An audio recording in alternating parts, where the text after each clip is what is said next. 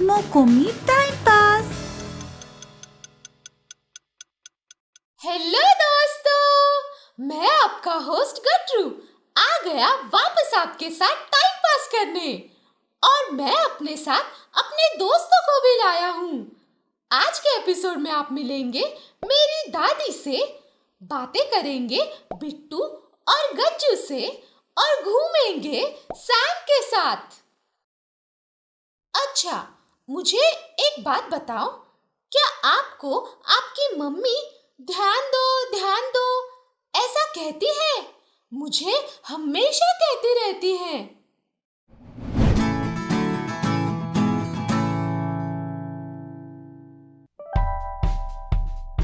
छोटू, ये तेरे पास कौन खड़ा है?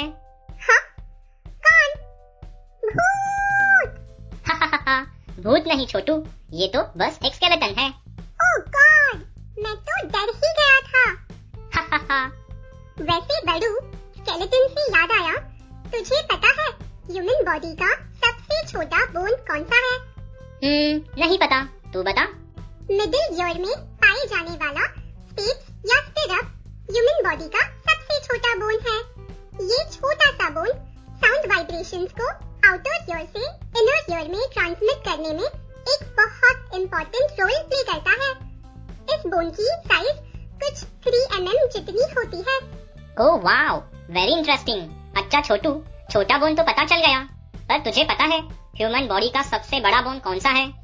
नहीं पता, तू बता। फीमर या थाई बोन ह्यूमन बॉडी का सबसे बड़ा बोन है।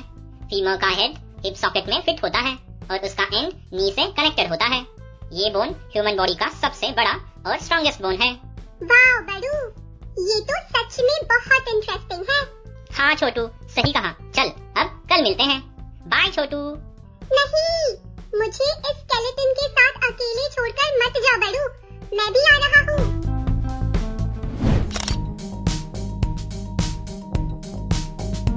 Hi, I'm Sam and I love exploring ancient temples.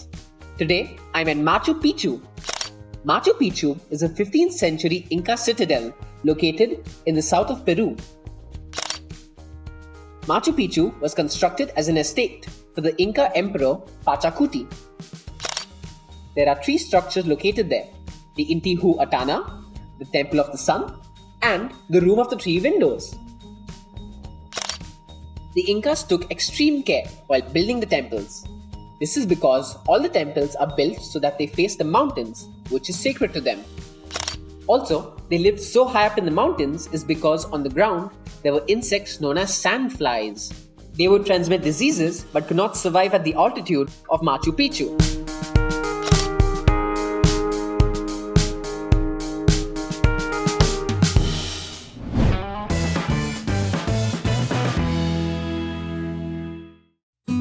गट्रू, बहुत दिन हुए, मैं देख रही हूँ तू एकदम ही शांत और बात भी नहीं कर रहा किसी से। क्या हुआ? जाने दो ना दादी, आप भी नहीं समझ पाओगी कि मम्मी के मोबाइल में जो गेम था वो मेरे लिए कितना इम्पोर्टेंट था, जिसमें मैंने कितने सारे लेवल्स कंप्लीट किए थे। मम्मी ने उस गेम को डिलीट कर दिया। मुझे किसी में भी मन नहीं लगता। गट्रू, तूने सही कहा।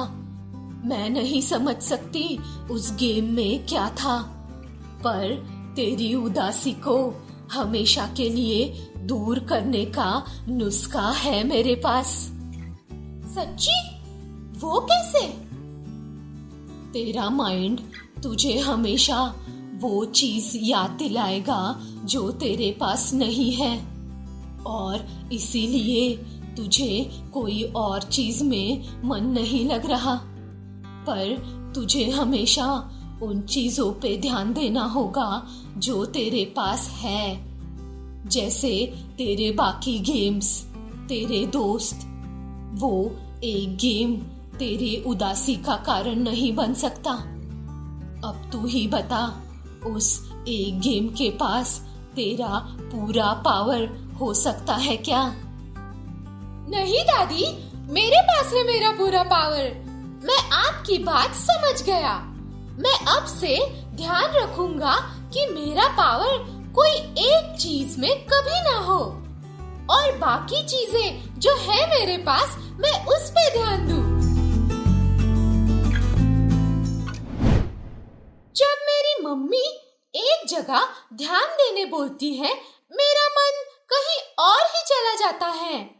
जैसे पढ़ाई के वक्त मुझे बाहर बाकी बच्चों के खेलने की आवाज आती है और मेरा ध्यान वहां चला जाता है, और खेलते वक्त मुझे खाने की याद आती है, खाते वक्त मेरे फेवरेट टीवी शो की याद आती है, और फेवरेट टीवी शो के वक्त मेरे फेवरेट एक्शन फिगर के साथ खेलने की याद आती है। क्या आपके साथ भी ऐसा होता है?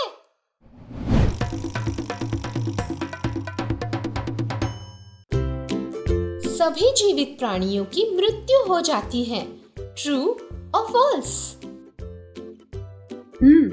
ये स्टेटमेंट एकदम ट्रू है।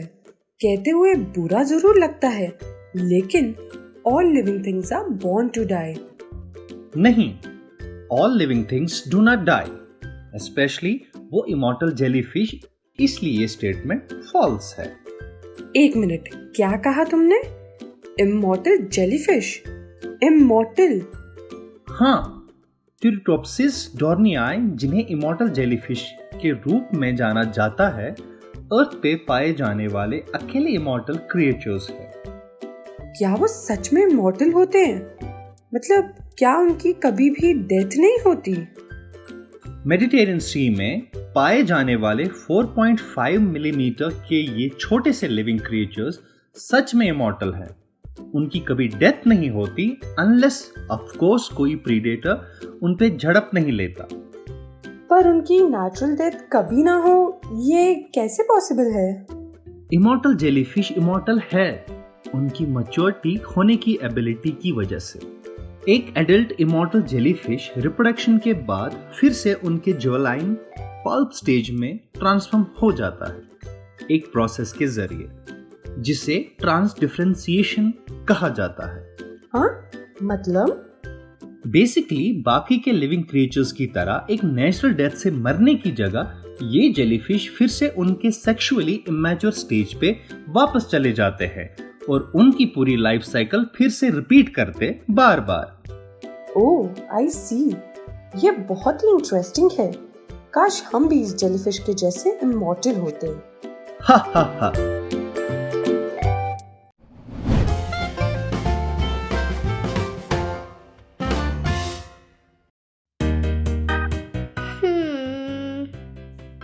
कितना सुहावना मौसम है ना गज्जू? अरे गज्जू, क्या हुआ तुझे?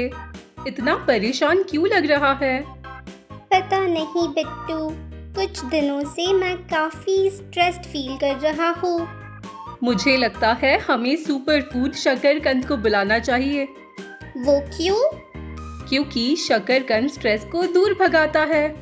कुछ भी। अरे मैं सच कह रहा हूँ, शकरकंद में हाई मैग्नीशियम होता है, वो हमारे मन को शांत करता है और स्ट्रेस हटा देता है। शकरकंद मन को शांत करता है? अब तुम कहोगे वो दिमाग को भी तेज करता है? हाँ। क्या? बिल्कुल, शकरकंद में मैंगनीज और कोलाइन होता है जो दिमाग को तेज ही नहीं, उसे आगे डेवलप करने में भी काफी मदद करता है। बच्चों की मेमोरी तक इम्प्रूव करता है। ये तो सब बच्चों को पता होना चाहिए। उन्हें ये भी पता होना चाहिए कि शकरकंद एंटी इन्फ्लेमेटरी भी होता है, जिससे बच्चों को कोई दर्द हो तो उसे दूर कर सकता है। अब समझ आया कि शकरकंद को सुपर फूड क्यों कहते हैं। हा हा हा। काश शकरकंद सुपर फूड की तरह मेरे पास भी सुपर पावर होता। ऐसा सुपर पावर जिससे मैं सब चीजें एक साथ करूं। पर सोचने वाली चीज ये है कि अगर मैं सब कुछ एक साथ करूंगा तो फिर एक चीज का एंजॉयमेंट कैसे फील करूंगा? मेरा मतलब है कि अगर मैं मेरा फेवरेट टीवी शो देखते वक्त मेरा फेवरेट म्यूजिक सुनूंगा तो फिर मैं ना टीवी पे शो एंजॉय कर पाऊंगा और ना म्यूजिक।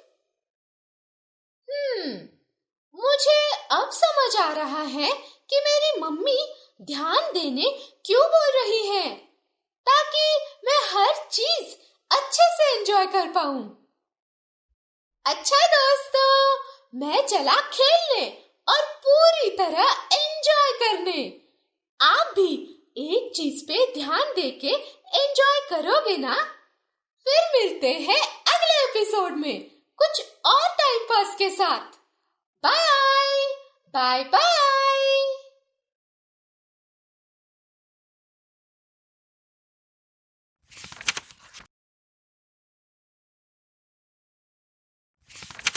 La comida